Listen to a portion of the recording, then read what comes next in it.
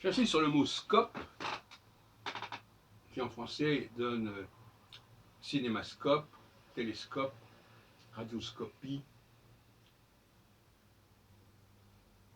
et horoscope.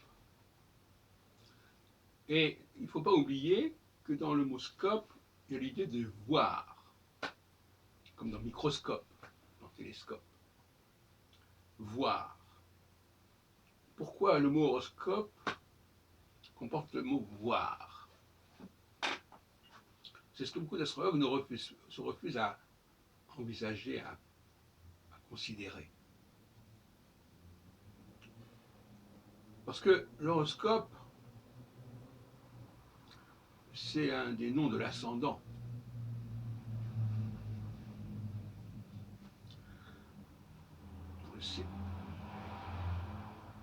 Donc, l'ascendant, il ne se voit pas, l'ascendant.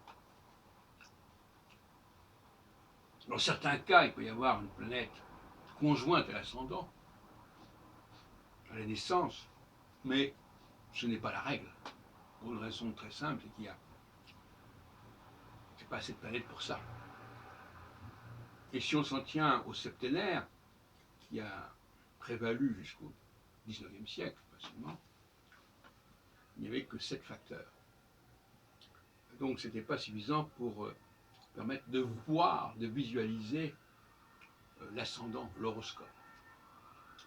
Et donc on est bien obligé de considérer, de penser qu'il s'agissait plutôt d'une étoile, ou plutôt d'un groupe d'étoiles, ce que les hindous, l'astrologie hindoue appelle les nakshatras,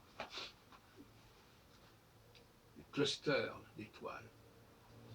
Il fallait savoir sous quel groupe d'étoiles on était né. Il y a aussi la notion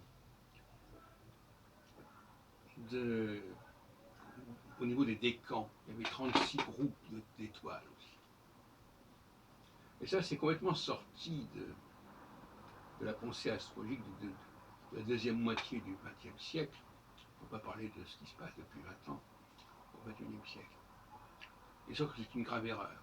Parce que l'étoile, on la voyait. Il fallait regarder quelle était l'étoile ou le groupe d'étoiles qui prédominait au moment de la naissance, qui correspondait à l'ascendant. Aujourd'hui, on dit l'ascendant, c'est un croisement entre tel facteur et tel facteur. C'est une donnée presque abstraite. Non, il s'agissait d'une étoile.